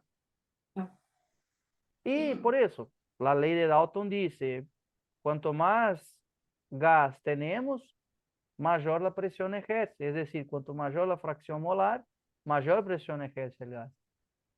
Y el otro tema, la que nos queda, sería la ley de Henry. ¿Cuándo la utilizamos nosotros? Cuando tenemos gases en disolución. Es decir, cuando tenemos un gas disuelto en un líquido. ¿Y qué nos dice la ley de Henry? Básicamente, ella nos dice que para todo y cualquier gas disuelto en un líquido, su concentración molar va a ser igual a una constante, la que llamamos constante de Henry, que incluso es lo que nos pide el ejercicio, multiplicado por la presión parcial del gas. O sea, vos ves que en este ejercicio tenemos dos problemas. O sea, tenemos una mezcla de gases, pero a la vez también tenemos un gas que está disuelto en un líquido. Bueno, si vos fijas por la ley de Henry, ¿qué podés decirme? Podés decirme, bueno, para buscar la constante de Henry necesitamos la concentración que está acá y necesitamos de la presión parcial del gas. Entonces, yo puedo escribir así, para calcular la constante de Henry para, para determinado gas, no importa, necesitamos conocer su presión parcial y su concentración molar. Claro, por ahí no está, pero la concentración molar siempre igual los moles por el volumen. Por ahí, si no, si tenemos que determinarla, mol por volumen. Entonces, ¿qué vamos a hacer acá? Entonces, tenemos la concentración del gas B, pero para saber su constante de Henry necesitamos conocer la presión parcial de B. Y vamos a buscar con los datos que tenemos, porque si tenemos la presión de A, si tenemos la fracción molar de A, podemos determinar la presión total del sistema y la presión total también y la presión, perdón, del gas B. Entonces vamos a hacer eso. ¿Qué vamos a hacer acá? Vamos a decir así, como conocemos la fracción molar y la presión del gas A, determinamos la presión total del sistema. ¿Y cómo hacemos eso? Acá está la segunda expresión que puse. Es decir, que la presión de A es igual a la fracción molar de A por la presión total. Entonces, ¿cómo quedaría la presión total? Serían los 1,2 atmósferas dividido por 0,48. 1,0 por 0,48. 2,5 atmósferas. Entonces, tenemos la presión total. 2,5 atmósferas. Y ahora, ¿cómo sabemos que la presión total es la suma? ¿Qué podemos hacer? Determinar ahora cuánto vale la presión de B. ¿Quién quedaría la presión de B? Sería la total, 2,5 atmósferas, menos la del otro, que es 1,2. Entonces quedaría acá 1,3 atmósferas como siendo la presión del gas B. Bueno, y ahora sí, terminamos el ejercicio.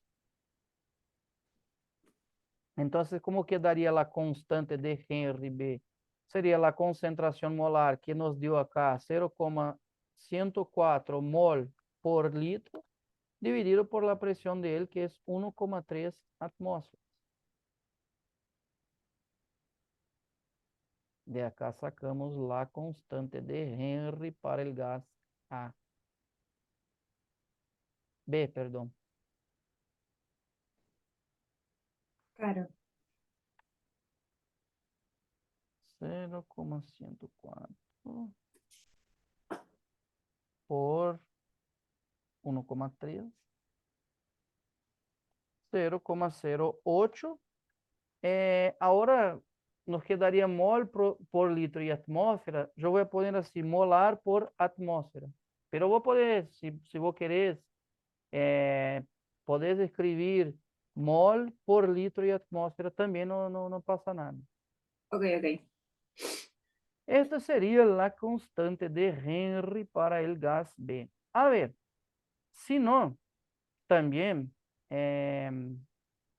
o sea, utilizando las informaciones del gas A, nosotros determinamos, por ejemplo, la presión total y después la presión de B utilizando la ley de Dalton. Yo quiero decirte, o sea, a ver, si tenemos una mezcla con dos gases y nos dan, por ejemplo, la fracción molar de uno, también podemos determinar la fracción molar del otro, porque como la suma siempre tiene que ser igual a 100%, entonces tenemos eso. Es decir, si yo sé que A es 0,48, B va a ser 0,52, porque hay que llegar a alcanzar los 100%. Y Claro. si el, si el 48% corresponde a 1,2 atmósferas, el 52% va a corresponder a algo un poco más, 1,3. Entonces voy a ver que tiene mucho sentido eso, o sea, por ahí voy a buscar la presión total, la presión de B, pero también podría haber hecho acá, buscar el 0,52 multiplicado por la presión total y tendría la de B tranquilamente. Ahí estamos, o sea, buenos ejercicios. Sería molar por ATM. Bueno. Seguimos acá. Em, Marque con una cruz la opción correcta. A, nos dice acá, letra A, una humedad absoluta del 100% indica que el vapor comenzará a condensarse. A ver, estamos tratando del tema de la humedad. La física nos dice que la humedad relaciona el contenido de vapor presente en el aire y relaciona eso con dos cosas. Relaciona con el volumen de aire presente y relaciona con la máxima cantidad de vapor que puede contener el aire. Entonces, cuando estamos hablando de humedad, tenemos que distinguir las formas de expresarla. Y tenemos dos formas de expresarla. La primera, que es conocida como la humedad absoluta, es aquella que relaciona la cantidad de vapor con el volumen de aire total. Esa sería la humedad absoluta, o sea, cuánto tengo por la cantidad de aire que tengo. Y la otra que tenemos es la humedad relativa, que esta relaciona cuánto tengo de vapor presente en el aire en relación a la máxima cantidad de vapor que puede contener el aire, que también conocemos como masa de vapor saturado, todo eso multiplicado por 100. ¿Por qué? A ver, lo que es humedad absoluta, siempre estará expresada en masa por volumen. Y lo que es humedad relativa estará expresada en porcentaje, porque la humedad relativa nos dice a cuántos por ciento estamos de la saturación. Por ejemplo, si vos mirás ahora el clima y vos decís, bueno, dice que la humedad relativa, no sé, es 65%. ¿Qué quiere decir eso? Quiere decir que el aire está 65% saturado. Claro. Entonces, la primera acá estaría correcta si acá no fuera humedad absoluta, sino que relativa. Porque que una Relativa. sola palabra echa Sí, toda. mal, mal. Entonces, por eso hay que tomar mucho cuidado. Es que la diferencia, una es masa por volumen y la otra es la masa comparada con la máxima que puede contener. Bueno, la letra B nos dice que la humedad relativa indica cuánto vapor contiene el aire en función del volumen del recipiente. No, esto sería la humedad absoluta. La relativa está en función de la máxima cantidad de vapor que puede contener, también conocido como masa de vapor saturado, y también presión de vapor saturado. Ahí está igual. Letra C nos dice que la humedad absoluta es directamente proporcional al volumen del recipiente. A ver, la humedad absoluta, si consideramos una masa de vapor que no cambia con el tiempo, la humedad absoluta tiene una relación de proporcionalidad inversa. ¿Por qué? Porque el volumen de aire está en el denominador de nuestra fracción. Entonces, si el denominador aumenta, el resultado de nuestra cuenta disminuye. Entonces, cuanto más grande es nuestro volumen de aire, menor será la humedad absoluta. Entonces es una relación de proporcionalidad inversa. Y la letra D nos dice, cuando sube la temperatura, la humedad relativa disminuye. Bueno, ¿cómo vamos a ver eso? ¿Cómo miramos eso? La humedad relativa tiene relación con la temperatura, pero ¿quién? ¿Cuál elemento de la humedad relativa? La masa de vapor saturada. Ella depende de la temperatura. ¿Viste cómo la temperatura es una variable importante? O sea, la densidad depende de la temperatura, la viscosidad, la Sí, sí, masa sí. de vapor saturado depende. Y bueno, ¿qué pasa? Ellos tienen una relación. Mm, Si se sube la temperatura, se sube la masa de vapor saturado. Es decir, si las temperaturas suben, la capacidad del aire en contener vapor también sube.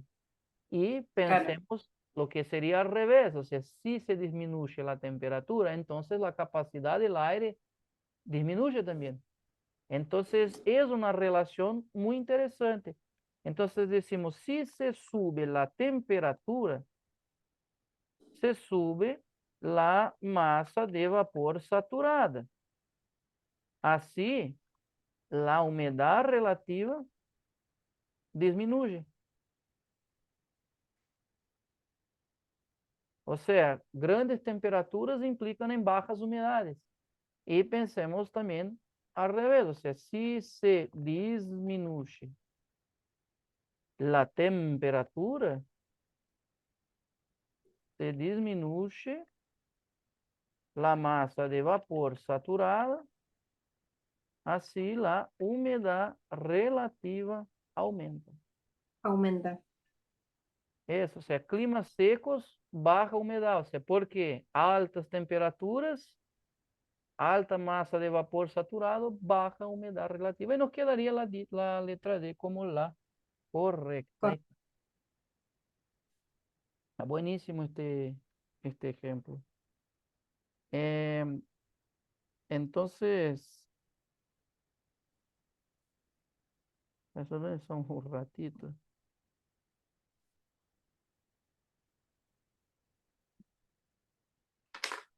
Esto me-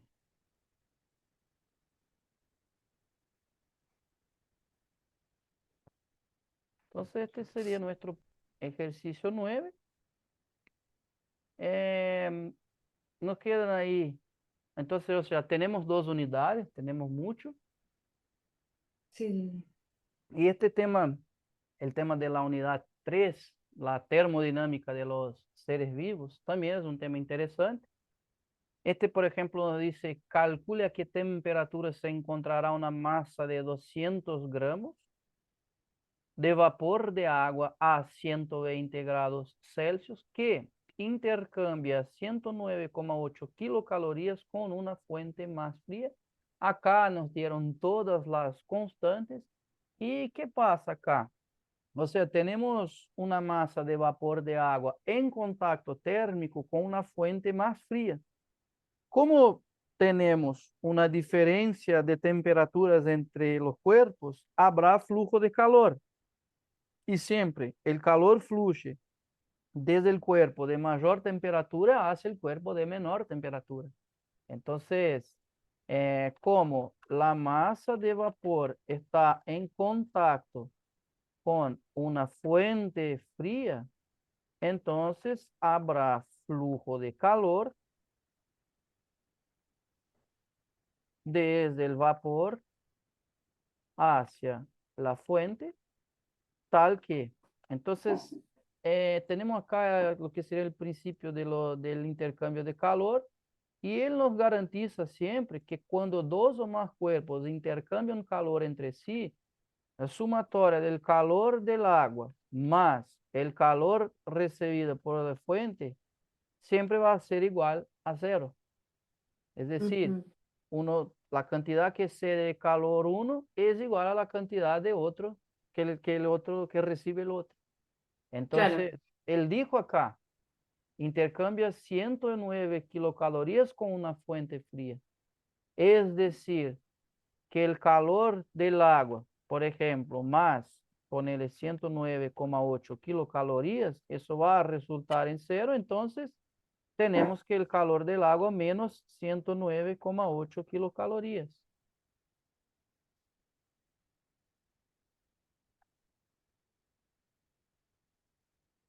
Ahorita perdí acá. Entonces, eso.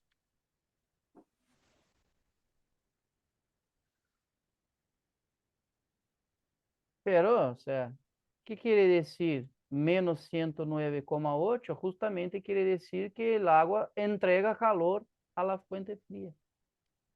Pero claro, no, él no nos pregunta eso. Él nos pregunta a qué temperatura se encontrará. Pero a ver, ¿qué pasa? Cuando el vapor cede calor, ¿qué va a pasar con el vapor? La primera cosa que va a suceder, eh, su temperatura baja de 120 grados Celsius hasta 100 grados Celsius. ¿Por qué? Porque quando chega a 100, sabemos que pode ser que haja um intercâmbio de calor. Por claro. exemplo, seria possível determinar isso? Sim. Como nós determinaríamos? Q1 voy a decir acá, sería la masa de vapor por el calor específico del vapor por la variación de temperatura, es decir, serían los 200 gramos, nos dio acá el calor específico del vapor, eh, y la variación de temperatura, 120 hasta 100 grados Celsius, menos 20 grados Celsius. Entonces, si hacemos esta cuentita, vamos a ver justamente cuántas calorías pierde el vapor, 0,45 menos 20, queda 1800 calorías.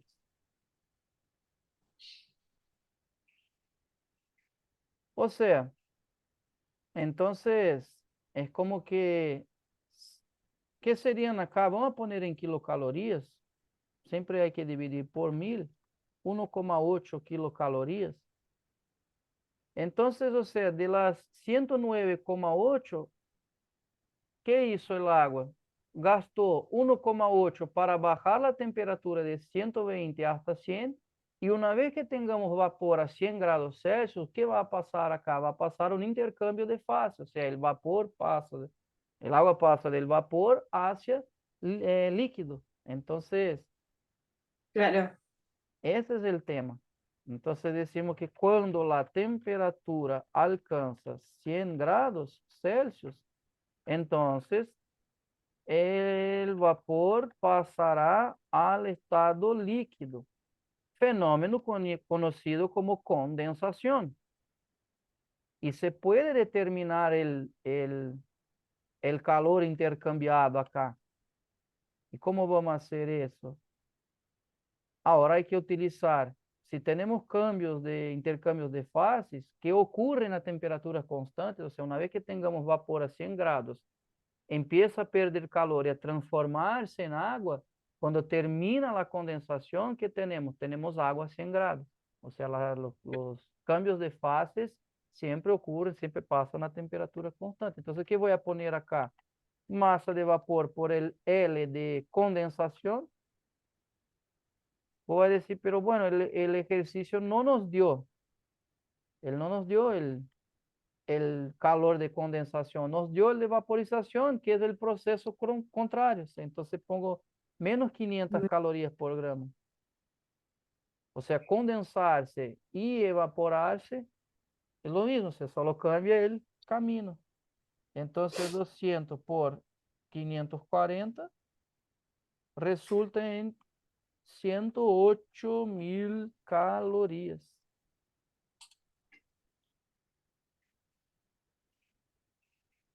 Es decir, ¿qué pasará acá? Al final, ¿qué tendremos? O sea, perdió 1800 calorías para ir de 120 hasta 100, y después perdió 108.000 calorías para cambiar de vapor a líquido. Y ahora, claro, si sumamos, porque eso, si convertimos si dividimos por 1000, nos quedaría 108 kilocalorías. Ahora, ¿qué ves? ¿O qué vemos acá? O sea, pierdes 1,8 kilocalorías para ir de 120 a 100, después pierde 108 kilocalorías para condensarse, o sea, ¿cuántas calorías perdió en el total? Si sumamos acá, 109,8, que es justito claro, lo que está intercambiando. Entonces decimos acá que el agua pierde 1,8 kilocalorías más 108 kilocalorías, totalizando 109,8 kilocalorías. Con eso tendremos al final agua líquida a 100 grados Celsius. Eso es lo que va a pasar. Le pregunto, ¿qué temperatura se encontrará? 100 grados Celsius. Porque justito, si sumamos acá, da justito. claro, eso. Por eso. Por eso yo, o sea, yo me detuve. Ahora voy a poder preguntarme, pero si acá fuera un valor más grande, si acá ponerle fuera, no sé, 110 kilocalorías, y si yo sumo acá no va a alcanzar, con la diferencia que voy a hacer calor sensible, con la temperatura inicial de 100, hasta una temperatura final que yo determino haciendo la diferencia de los calores. O sea, si aquí fuera un poco más grande, yo hago la diferencia con lo que tengo, lo que queda, yo veo hasta qué temperatura llega, pero eso no, solo para Claro. mostrarnos que llegamos en eso. Bueno, Bueno, ok. quedan dos, tres acá, eso yo te dejo como tarea y igual, o sea, escribime. Dale, dale, dale, buenísimo. Vamos hablando.